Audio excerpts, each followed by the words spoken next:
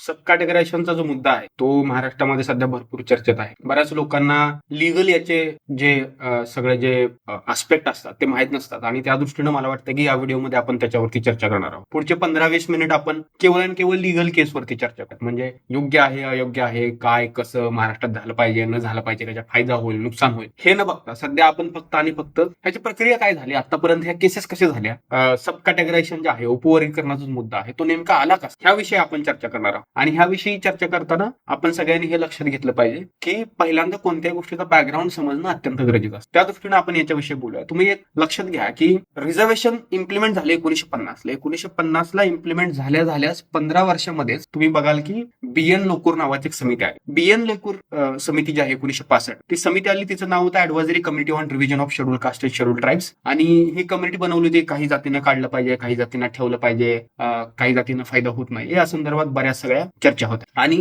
1950ला reservation आल्यानंतर समुदायाला फायदाच झाला, रिप्रेझेंटेशन वाढायला लागले. परंतु BN लोकूर समितीने ज्यावेळेस अनालायसिस केलं त्यावेळेस त्यांनी असं म्हटलं की काही जातींना थोडा चांगला फायदा झालेला आहे, काही जातींना नाही झालेला. आणि मग सगळ्यात महत्वाची गोष्ट होती की ह्याच काळामध्ये, आता हे समजून का घेणं गरज, याच काळामध्ये हे डिबेट आले की बाबा अनुसूचित जाती जो आहे, हा वर्ग जो आहे हा सगळेच एका पातळीवरती नाही, तर काही जाती अति मागास आहेत, काही जाती मागच्या आहेत. हे सगळं डिबेट, ज्याला दलित हेट्रोजिनीचं डिबेट, दलितांमध्ये सुद्धा डायव्हर्सिटी आहे. दलित ही काय फक्त एक संघ संकल्पना नाही, तर ती डायव्हर्स आहे, तिच्यामध्ये विविधता आहे, तिच्यामध्ये जातींची विविधता आहे, तिच्यामध्ये रिजनची विविधता आहे, तिच्यामध्ये तिच्या आर्थिक सामाजिक परिस्थितीची पार्श्वभूमीची विविधता आहे. काही समूहांमध्ये आंदोलनकारी प्रवृत्ती निर्माण झाली, तर काही समूहांमध्ये अत्यंत शोषित मागासाचे समूह राहिलेला आहे, काहींमध्ये शिक्षणाचं प्रमाण जास्त वाढलेलं आहे. आता प्रमाण वाढलं म्हणजे उच्च जातीच्या तुलनेत फार प्रगती झाली अशातला सगळ्यात अनुसूचित जातींची परिस्थिती अत्यंतच वाईट आहे, पण त्यातल्या त्यात पण काहींची हे झाली, याला रिलेटिव्ह डेप्रिव्हेशन. तर हे जे रिलेटिव्ह डेप्रिव्हेशन आहे याविषयी खूप सारं लेखन सुरू झालं आणि बेसिकली BN लोकूर कमिटीने सजेशन केलं की बाबा की त्यांचं पान नंबर 23 आहे BN लोकूर कमिटीचा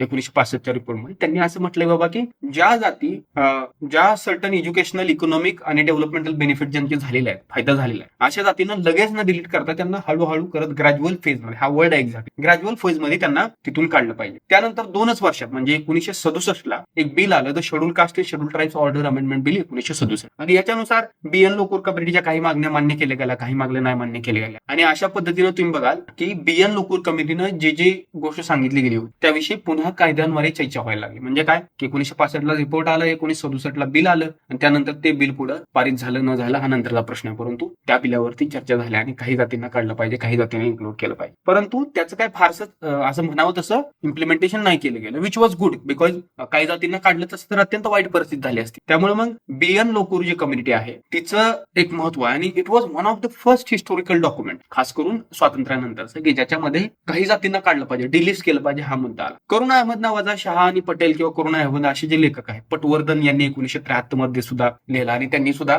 अशी जी पुस्तक आहे त्याच्यामध्ये आपल्याला दिसतं की बाबा की काही जातींची capacity of to utilise the benefit, म्हणजे काही जातींची जो शासनाच्या सुविधा आहेत, शासनाचे फायदे आहेत, याचे फायदे घेण्याची कॅपॅसिटी जी आहे ती कमी आहे, त्यांची क्षमता कमी आहे आणि त्यामुळे त्यांना काहीतरी थोडासा अधिक सपोर्ट केला पाहिजे अशा बाबतीचा अकॅडमिक पेपर, सरकारी नाही परंतु अकॅडमिक इतर लेखक लिहायला लागले. आणि ऍज अ रिझल्ट हा जो इनिशियल डिस्कोर्स आहे, हा जी इनिशियल चर्चा आहे, याच्या परिणामामधून दलित हेट्रोजिनिटी, दलितांमध्ये विविधता आहेत, SC ही आर्टिफिशियल कॅटेगरी, अशा सगळ्या चर्चा पुढे उदयास आल्या. आणि हळूहळू हे ज्या चर्चा आहेत ह्या पुन्हा मग वेगवेगळ्या गव्हर्नमेंटमध्ये सुद्धा पर्क्युलेट झाल्या. म्हणजे उदाहरणासाठी आपण पंजाब गव्हर्नमेंट घेऊया. 1975 साली ज्ञानी झैल सिंग यांचे लिडरशिप होती, चीफ मिनिस्टर होते आणि त्यांनी पहिल्यांदा एक गव्हर्नमेंट नोटीस टाकली आणि तिथं त्यांचं जे शेड्यूल कास्टचं 25% रिझर्वेशन त्याला 12.5 मध्ये विभाजित केलं. 12.5 त्यांनी मजहबी शीख आणि वाल्मिकी शिखांना दिलं आणि राहिलेलं 12.5 जे आहे ते अधर्मीज आणि चमार रविदासी किंवा रविदासी शीख यांना दिलं झालं. आता तुम्ही बघाल की हे 12.5 का दिलं, त्यांचं असं म्हणणं आहे की जे अधर्मी शीख आहेत, वाल्मिकी शीख आहेत आणि मजहबी आहेत तर यांना रिझर्वेशनचा फायदा कमी मिळाला. आणि तुम्ही बघाल आता इथं काहीच समाजाने मागणी नाही केली, प्रोटेस्ट नाही केला, मग अचानक आज कसं काय झालं, तर अचानक आज कसं काय झालं यापेक्षा तुम्ही हे समजून घेतलं पाहिजे की ऍक्च्युअली तिथं समाजाच्या मागणीपेक्षा वोट बँकचं मोठं राजकारण सुरू होतं आणि वोट बँकचं राजकारण अत्यंत महत्वाचं होतं तिथं. कारण तुम्ही बघाल की म्हणजे ते गरजेचं होतं असं नाही, परंतु ते फार महत्वाचं ठरलं ह्या मागण्यांना हे करण्यात आणि ह्यांच्याच वोट बँक राजकारणाचा परिणाम म्हणून हळूहळू ह्या मागण्या देशभरात सगळीकडे पसरल्या. 1975ला पंजाब सरकारनं हा कायदा आणला. कायदा म्हणजे काय, बेसिकली की एक नोटीस दिली आणि ह्या नोटीसमध्ये सांगितलं बा 12.5 मध्ये आम्ही विभाजन करतो. आता याला हे जे आरक्षण आहे याच्यावरची कुठेच काही असा त्या काळात असा फारसा हे नाही झाला, परंतु इथल्या अधर्मीज आणि चांबारांनी सुद्धा प्रोटेस्ट केले आणि सोबतच तिथले जे वाल्मिकी आहेत त्यांनी पण प्रोटेस्ट केले. तिथं काय होतं की अकाली दल जो आहे, अकाली दलाला मजहबी आणि वाल्मिकी शीख लॉंग रन मध्ये मोठे हे करायचे, मतं द्यायचे. आता काँग्रेसला तिथं त्यांची सत्ता मजबूत करायची आहे, तर मग ही वोट बँक सुद्धा आपल्याकडे आली पाहिजे. अशा दृष्टीनं अकाली दलाचे वोट बँक आपल्याकडे घेण्यासाठी काँग्रेसनं ज्ञानी झैल नेतृत्वाखाली हे वोट बँकचं राजकारण म्हणून ही मागणी पुढे आणली. आणि तसंच झालं पुढे की आज वाल्मिकी तिथले जे मजबी शीख आहेत आणि वाल्मिकी शीख जे आहेत हे ज्ञानी झैल एकदम देवासारखं मानतात. आणि तिथं जर सगळं राजकारण हे पुन्हा वोट बँकच्या मुळे पुन्हा 1994 मध्ये आपण येतो. 1994 मध्ये भजन लाल नावाचे सीएम आहेत हरियाणाचे, यांनी पण पुन्हा एक गव्हर्नमेंट नोटीस दिली आणि ग्रुप ए आणि ग्रुप बी बनवलं. आणि ग्रुप ए आणि ग्रुप बी बनवल्यानंतर त्यांच्या स्टेटमध्ये सुद्धा त्यांनी आरक्षण वर्गीकरणाची बाब आहे ती मांडली आणि ती पण अशाच एका नोटिफिकेशनद्वारे मांडली. परंतु आंध्र प्रदेशची केस डिफरंट. आता ह्या दोन केसेस आपण इथं थोड्या वेळासाठी ठेवूया. आंध्र प्रदेशची केस डिफरंट. 1972 साली काय म्हणतात की सब कॅटेगरायझेशनची डिमांड आहे. म्हणजे अगदी तुम्ही म्हणाल की आंध्र प्रदेशमध्ये जे मंदाकृष्ण माडिगा आहेत यांनी 1994 पासून ही मागणी चालू, पण त्याच्या आधीच म्हणजे 1975च्या आधीच इकडं मात्र चीफ मिनिस्टर त्यावेळेसचे होते, त्यांच्यासमोर ह्या मागण्या वेळोवेळी जात होत्या की बाबा तिथले जे माला आहेत यांच्याकडे सगळ्यात जास्त बेनिफिट आणि त्याचा डेटा आहे. म्हणजे तुम्ही 2011 जो पेपर पाहाल त्याच्यामध्ये तुम्हाला हा डेटा मिळेल की बाबा की नेमकं एक्झॅक्टली कसं ते मालांचं रिप्रेझेंटेशन डिस्प्रपोर्शनेटली आहे. आता डिस्प्रपोर्शनेट रिप्रेझेंटेशन म्हणजे मालांची लोकसंख्या मादिगांपेक्षा कमी होत, तरीही मालांचं जी लोकसंख्या आहे तरीही मालांचं जे रिप्रेझेंट जास्त होतं आणि ही मोठी अडचण होती. आणि मग हळूहळू त्याचीच एक मोठी मुवमेंट बनली, तिला आपण मादिगा रिझर्वेशन पोराता समिती MRPS 1994 साली सुरू केली मंदाकृष्ण मादिगा. MRPS एवढी अग्रेसिव्ह आणि ऍक्टिव्ह ऑर्गनायझेशन होता. मंदाकृष्ण मादिगा सुद्धा अँटिकास्ट लीडर होते, आंबेडकर लिडरशिप, ज्यांनी सुरुवातीला दलित मूव्हमेंटमध्ये काम करायचे, पण त्यांना हळूहळू नंतर जाणवलं की दलित मूव्हमेंटमध्ये बहुतांश लोक जे आहेत ते माला समाजाचे आहेत आणि माला समाजाचे लोकही इतर जातींच्या प्रश्नांविषयी फार एंगेज नाहीत करत, इतर जातींच्या काही अडचणी असतील त्यांच्याविषयी हे नाहीत करत. आणि म्हणून मंदाकृष्ण मादिगा नाराज झाले आणि त्यांनी म्हटलं की नाही, आम्हाला ह्या ज्या इतर जाती आहेत त्यांच्या प्रश्नांवर काम करा. आणि त्यांनी MRPSनं 1000 किलोमीटर दंडोरा महापदयात्रा सुरू केली 1997 ला. आणि त्याचा परिणाम म्हणून justice Ramachandra Raju judicial commission of inquiry हे सुरू झालं. आणि ज्युडिशियल कमिशन ऑफ इन्क्वायरीनं डेटा प्रेझेंट केला आणि त्या डेटाच्या आधारे SC मध्ये सुद्धा सब कॅटेगरायझेशन झालं पाहिजे असं सजेस्ट केलं, रिकमेंड केलं. जून 1997 गोष्ट आहे आणि स्टेट गव्हर्नमेंटनं हे ऍक्सेप्ट केलं बाबा की मादिगांची जी डिमांड आहे रिक्लासिफिकेशनची शेड्यूल कास्ट 4 भागांमध्ये डिव्हिजन झाली पाहिजे. त्याच्यापैकी ज्या कमिशननं 18 डिमांड रिकमेंड केलं होतं त्याच्यापैकी टोटल 10 डिमांड इन्क्लुडिंग ते सब कॅटेगरायझेशन झालं पाहिजे असं सगळं ऍक्सेप्ट केलं गेलं. परंतु 3च महिन्यात काय म्हणतात की मादिगाची जी ऑर्गनायझेशन आहे, मालांची जी ऑर्गनायझेशन आहे माला महाल, ह्यांनी लगेच आंध्र प्रदेश हायकोर्टमध्ये गेले आणि हे जे काय म्हणतात की जे गव्हर्नमेंट आहे त्यांनी जी डिमांड ऍक्सेप्ट केली होती तर तो गव्हर्नमेंटचा डिसिजन आहे तो अनकॉन्स्टिट्युशनल ठरवून आणला. कोर्टाने सांगितलं की असं नाही होऊ शकत. 1998 मध्ये आंध्र प्रदेश गव्हर्नमेंटनं आर्टिकल 338(7) अंतर्गत ऑर्डिनन्स पास केला लगेच, कारण इकडे लगेच ते अनकॉन्स्टिट्युशनल ठरलं. यांनी लगेच नवा ऑर्डिनन्स पास केला आणि प्रेसिडेंटच्या ह्याच्यासाठी पाठवून दिला 1999 आणि नवीन ऑर्डर पास करून टाकली. आता पुन्हा ही ऑर्डर सुद्धा पुन्हा आंध्र प्रदेश हायकोर्टमध्ये चॅलेंज केली गेली आणि चॅलेंज केली तोपर्यंत लगेच ही ऑर्डर अनकॉन्स्टिट्युशनल ठरल म्हणून सुद्धा आंध्र प्रदेश हायकोर्टनं लगेच नवीन ऍक्ट आणला ज्याचं नाव आहे Andhra Pradesh schedule caste rationalisation of reservation act 2000. आता इथं सुद्धा तुम्ही बघा की एका बाजूला न्यायिक मागणी आहे का तर आहे 2 मिनिटाचे, पण तो सोल्युशन योग्य आहे का त्याच्यावरती वेगळी चर्चा करू. म्हणजे अनुसूचित जातींमधल्या काही जातींचं रिप्रेझेंटेशन कमी आहे ही न्यायिक मागणी आहे का तर हो आहे, परंतु ह्या मागणीमध्ये रिझर्वेशन सब कॅटेगरायझेशन केल्यानंतर फायदा होईल की नाही हा बाब वेगळा, याच्याविषयी आपण वेगळी चर्चा करू. परंतु हे सगळं होत असताना इथं मात्र जे शासन व्यवस्थित लोक होते त्यावेळेसचं जे गव्हर्नमेंट होतं त्यांचा तर वोट बँकचं राजकारण होतं आणि वोट बँकचं राजकारण असल्यामुळे ह्यांनी जसं त्याला चॅलेंज केलं की लगेच नवा ऍक्ट आणाय, तो नवा ऍक्ट पुन्हा कोर्टात जावला, असं करत करत वेळ जायचं. अशा परिस्थितीमध्ये त्या ऑर्डिनन्सला एकदा चॅलेंज केलं ह्यांनी 2000 ला की लगेच ह्यांनी नवीन ऍक्ट आणला Andhra Pradesh schedule caste rationalisation of reservation act 2000 आणि ह्या ऍक्टने सुद्धा पुन्हा आंध्र प्रदेश हायकोर्टानं पुन्हा 5 जजची बेंच बसली आणि 4-1च्या मेजॉरिटीनं हा ऍक्ट सुद्धा सुप्रीम कोर्टानं हा ऍक्ट सुद्धा हटवला गेला, अनकॉन्स्टिट्युशनल ठरवला गेला. परंतु पुन्हा याच्या विरोधात अपील करण्यासाठी आंध्र प्रदेश गव्हर्नमेंट पुढे गेलं आणि मग पुन्हा नवीन जो केस बनली तिचं नाव आहे, ही सगळ्यात महत्वाची केस आहे, ह्या केसचं नाव आहे EV Chinnaiah versus state of Andhra Pradesh 2004 ची केस आहे. 5 जजेसची बेंच होती आणि 5 जजेसच्या बेंचनं पुन्हा हे सांगितलं की बाबा की सुप्रीम कोर्टामध्ये हा जो ऍक्ट आहे, हा जो आंध्र प्रदेश गव्हर्नमेंटचा rationalisation of reservation schedule caste act 2000 आहे हा अनकॉन्स्टिट्युशनल आहे. हे झालं 2005 मध्ये पुन्हा काय झालं की ही जी केस आहे, आता तुम्ही बघाल इकडे पंजाबमध्ये आधीच कॅटेगरायझेशन झालं होतं नोटिफिकेशनद्वारे, हरियाणामध्ये 1994 ला झालं होतं. 2005चा हा जो निकाल आहे, हा निकाल म्हणजे 2004चा निकाल 2005 मध्ये ह्या केसला रेफर करून तिथे एक चांभार व्यक्ती होते पंजाबमधले गजसिंग यांनी पिटिशन केली पंजाब हरियाणा हायकोर्टमध्ये आणि सब कॅटेगरायझेशन फायनली 1975चं 1974चं स्ट्रक झालं. आणि आता बघा की एकीकडे पंजाबमध्ये, हरियाणामध्ये आणि आंध्र प्रदेशमध्ये त्यावेळेस आंध्र प्रदेशमधले मादिगा ऍक्टिव्हिस्ट होते, खूप ऍक्टिव्ह, म्हणजे एकदम मोठे ऑर्गनायझेशन, म्हणजे खूप मुवमेंट चाललेली आहे. तर मग रुलिंग पार्टी होती की संविधानामध्येच अमेंडमेंट आणा आणि सब कॅटेगरायझेशन साठी मार्ग मोकळा करा, अशा सगळ्या मागण्यासाठी लढाई सुरू होती. आणि म्हणून तेवढ्याच आता बघा पंजाबमध्ये सुद्धा हा ऍक्ट अनकॉन्स्टिट्यूशन ठरला, पण पंजाबमध्ये पुन्हा इलेक्शन आले. मग इलेक्शन आले तर आता काय करायचं म्हणून अपकमिंग इलेक्शनचं जे कारण आहे ते घेऊन लगेच पंजाब सरकारनं तो जो 1975चा ऑर्डर आहे त्याला नवीन act Punjab schedule caste and backward caste act 2010 मध्ये पुन्हा हा ऍक्टला पंजाब हायकोर्ट जे आहे त्यानं स्ट्रक डाऊन केलं, अनकॉन्स्टिट्यूशन सांगितलं. आणि कशाच्या आधारावर? चिन्नया केसच्या आधारावर. चिन्नया केस 2004. आणि पुन्हा मग पंजाब जे गव्हर्नमेंट आहे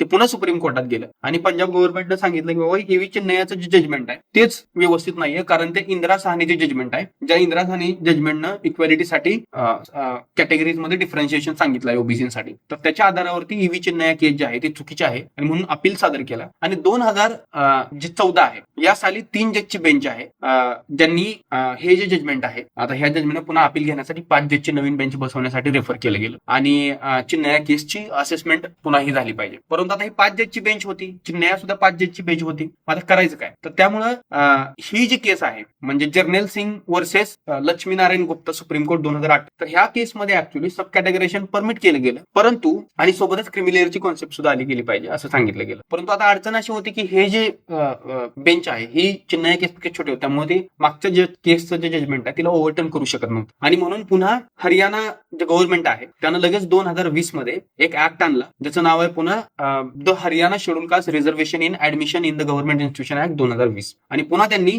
2 कॅटेगरी केल्या, schedule caste and deprived schedule. त्याचे परिणाम खूप मोठे झाले. म्हणजे एक रिसर्च आहे, तो रिसर्च सांगतो की डीएससी आणि एससी हे वेगवेगळे केल्यामुळे पोरांना असं वाटायला लागलं की आपण एससी नाहीच होतात, तर मग त्याचे सायकोलॉजिकल परिणाम मोठे झाले. दुसऱ्या बाजूला जे आधीची 5 जणची बेंच होती त्यांनी 2020 ला जो हा मॅटर आहे तो घेतला आणि त्याच्यानुसार त्यांनी सांगितलं बाबा की एससी एसटी आणि एससी बीसी म्हणजे सोशल एज्युकेशनल बॅकवर्ड ह्याच्यामध्ये काय पॅरलल्स आहेत आणि हे पॅरलल जे आहे हे पॅरलल्स आपण कन्सिडर करून एससी मध्ये कॅटेगरायझेशन केलं जाऊ शकतं का, या दृष्टीनं आता चिन्नयापेक्षा नवी बेंच बसली पाहिजे. आणि ती नवी बेंच कोणची होती? तर पंजाब स्टेट वर्सेस दविंदर सिंग 2024 ची जी आता निकाल लागलेला तीच केस आहे. परंतु ही 2020 मध्येच बेंच बसली गेली 7 जज. आणि मग या 7 जजच्या बेंचनं फायनली सांगितलं बाबा की रिझर्वेशन कॅटेगरायझेशन केलं जाऊ शकतं, ज्या कॅटेगरायझेशन मध्ये जस्टिस गवई जे स्वतः बुद्धिस्ट जस्टिस ज्यांना म्हटलं जातं हे होते आणि यांनी बरेच असे काय स्टेटमेंट केले की ज्याची मोठी अडचण निर्माण झाली. मग क्रिमिनल लावलं पाहिजे, दलितांमधल्या श्रीमंतांनीच फार जास्त रिझर्वेशन खाल्लेलं आहे. परंतु आता बघा की जज जे बोलतात, जजला लिगल अधिकार असतो म्हणून ते बोलतात, परंतु जजांना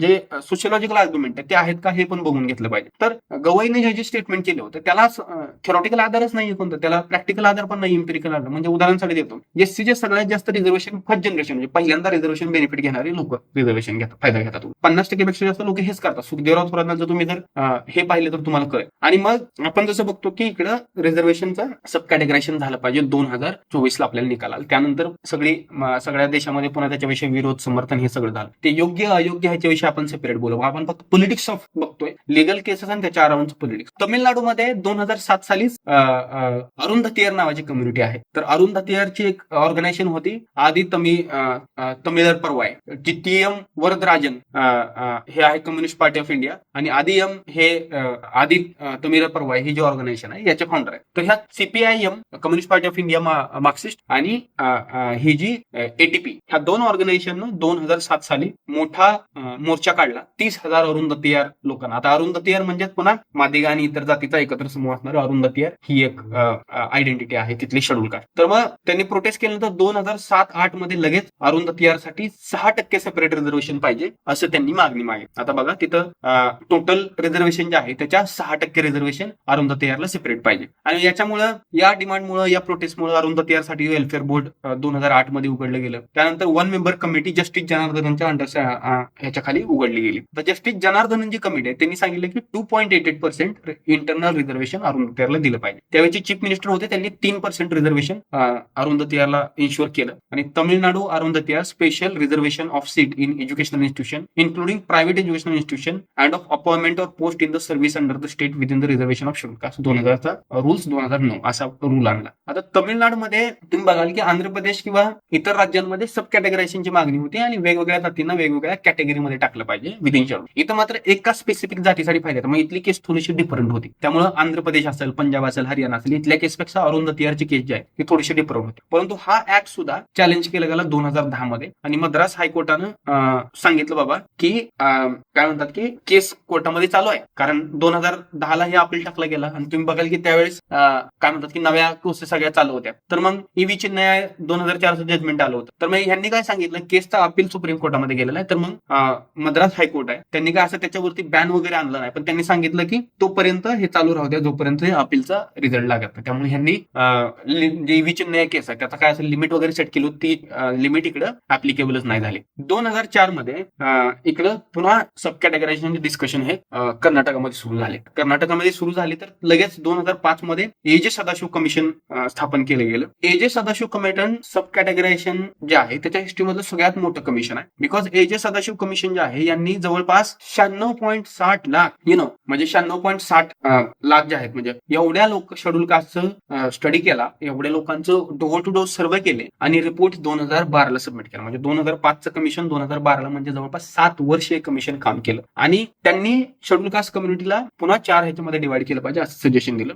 right community, left community, touchable आणि अदर्स. आता हे जे 4 ग्रुप्स आहेत याच्यामध्ये त्यांनी सांगितलं बाबा की 6% लेफ्ट कम्युनिटीला, 5% राईट कम्युनिटीला, 3% टचेबलला आणि 1% अदर्सला दिलं पाहिजे. हे 2012चे द हिंदू वगैरे या काळामध्ये सगळ्या न्यूज इथे फिरत होत्या. आणि मग आता मादिगा त्यावेळेस प्रोटेस्ट करत होते की बाबा की हे जे जस्टिस सदाशिव कमिटी आहे त्याचं इम्प्लिमेंटेशन झालं पाहिजे. त्यासाठी सेंटरला स्टेट गव्हर्नमेंटने ह्याच्यासाठी रिकमेंड केलं पाहिजे की बाबा की सेंटरनं सुद्धा याला इम्प्लिमेंट करण्यासाठी काम केलं पाहिजे. पण दुसऱ्या बाजूला वेगवेगळ्या जाती आहेत. आता इथं बंजारा नावाची जात आहे, लंबाणी आहे, भोवी आहे. आता बंजारा, लंबाणी ह्या सगळ्या कर्नाटकमध्ये अनुसूचित जाती आहेत. महाराष्ट्रामध्ये जरी त्या शेड्यूल ट्राईब मध्ये असतील, नॉमॅडिक ट्राईब्स मध्ये असतील, तरी पण तिकडे मात्र त्यांनी भरपूर प्रोटेस्ट केले त्यावेळेस. त्यामुळे काही लोक जे म्हणतात की बाबा की त्या काळामध्ये कधीच वेगवेगळ्या राज्यामध्ये इतरांनी विरोध नाही केला, तर विरोध झालेला आहे. कारण कुठली मागणी अशीच पास होत नसते.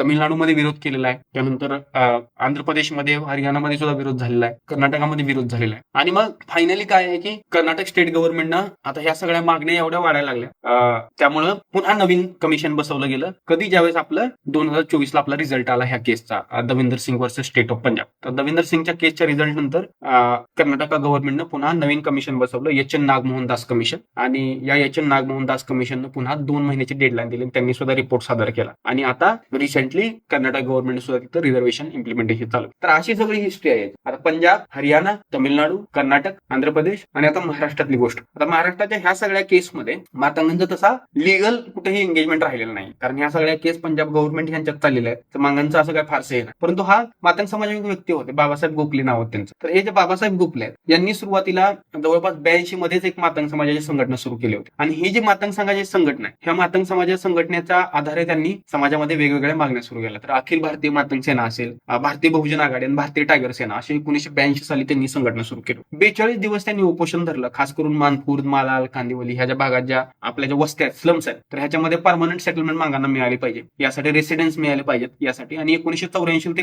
इंदिरा गांधी सुद्धा भेटला असे म्हणतात. 1985ला त्यांच्याच मदतीमुळे, त्यांच्याच कामामुळे अण्णाभाऊ साठे आर्थिक महामंडळ स्थापन झाला, अण्णाभाऊ साठे पुरस्कार स्थापन झाला. आता सगळं इथं बघा तुम्ही, एक सेपरेट म्हणजे प्रत्येक जातीचे एक सेपरेट ह्याच मागण्या होत्या, विच इज अँटिकास्ट जे पॉलिटिक्स आहे, जात विरोधी आंदोलन आहे, त्याच्या दृष्टीने हे फार वाईट आहे. का? कारण की जातीच्या मागण्या ज्यावेळेस वाढतील त्यावेळेस जाती वेगवेगळ्या आपल्या इंटरेस्टसाठी काम करतील, तर ते चांगली गोष्ट नाही खरं तर. अनुसूचित जाती समूह म्हणून लढा देणं अपेक्षित आहे. मग 1997ला त्यांनी, तुम्ही बघाल की ज्यावेळेस आंध्र प्रदेशमध्ये सुद्धा आंदोलन सुरू होतं, 1997ला ह्या दिंडोरा मुवमेंट जे आहे त्यांनी तिकडे आंदोलन सुरू केलं. 1997ला यांनी सुद्धा मातंगांना सेपरेट 8% रिझर्वेशन पाहिजे असं म्हटलं. 1460 दिवस यांनी आझाद मैदानावरती उपोषण केलं, महाराष्ट्रभरात ट्रॅव्हल केले. आणि 2001ला विलासराव देशमुख त्यावेळेचे होते, त्यांनी या मागण्याला स्वीकार केला. 2003ला लगेच क्रांतिगुरु लहुजी वार्ता साळवे आयोग स्थापन केला गेला. या आयोगानं बऱ्याच गोष्टी सुचवल्या, परंतु 2000 त्याचा रिपोर्ट जर 2008ला आला, त्यामुळे 2004ला चिन्ह या केसमध्ये ऑलरेडी अनकॉन्स्टिट्युशनल ठरवलं होतं. मग ह्या रिपोर्टमध्ये खूप साऱ्या मागण्या,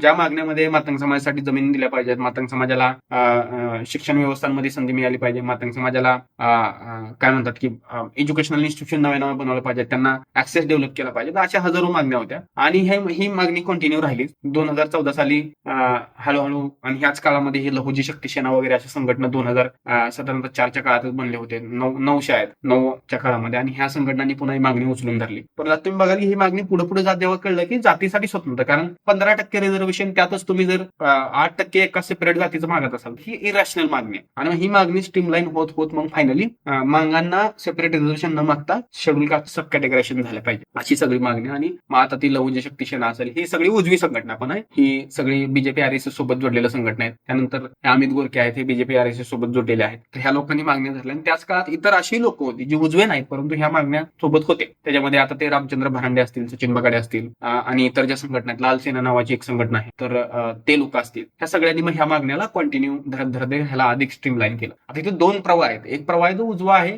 जो त्याची अँटी महार फिलिंग आहे, त्याच्यामध्ये अँटी महार भावना आहे आणि असा जो वर्ग आहे तो जरी अनुसूचित मागांच्या न्यायासाठीची बाजू मांडत असेल तरी पण तो जो वर्ग आहे तो बहुतांश दृष्ट्या एक सेल्फ इंटरेस्टने पेटलेला आहे. परंतु एक असा वर्ग आहे ज्याला जेन्युइनली मातंग समाजाचं भलं व्हावं वाटतं. आता ह्या मागण्याचा परिणाम होईल का नाही हा आपण कधीतरी नंतर व्हिडिओमध्ये चर्चा करू. परंतु हा सगळा कॉन्टेक्स्ट आहे आणि हा कॉन्टेक्स्ट तुम्ही या कॉन्टेक्स्टमध्ये 2-3 महत्वाच्या गोष्टी समजून घ्या की अनुसूचित जातींच्या रिझर्वेशनचं सब कॅटेगरायझेशन व्हावं ही मागणी इनिशियली वोट बँक पॉलिटिक्स, थोड्याफार प्रोग्रेस झालेल्या जातींच्या विरोधातली एक भावना ह्या सगळ्यातून निर्माण झालेली आहे. आणि अशा ज्या मागण्या आहेत म्हणजे ज्याला आपण रिलेटिव्ह डिप्रिव्हेशन म्हणतो, तर आता एवढीच सगळे आंदोलन जे होत आहेत हीच आंदोलनं कधीच प्रायव्हेटायझेशन थांबलं पाहिजे, पब्लिक एज्युकेशन वाढलं पाहिजे, रिझर्वेशन टिकलं पाहिजे, अॅट्रॉसिटी कायदा टिकला पाहिजे, यासाठी कधीच झाली नाही. त्यामुळे आपण हे पण समजू याच्या मग पॉलिटिक्स काय म्हणजे तुम्ही जातीच्या स्वतंत्र मागण्यासाठी जेवढं धडपडतं तेवढंच तुम्ही समूह म्हणून, अनुसूचित जाती समूह म्हणून लार्जर स्ट्रक्चर सोबत लढताय का. तर हे सगळे प्रश्न आहेत, त्याच्यावरती आपण कधीतरी नंतर चर्चा करू. आशा आहे की तुम्हाला एक बेसिक अंडरस्टँडिंग आली असेल की मागच्या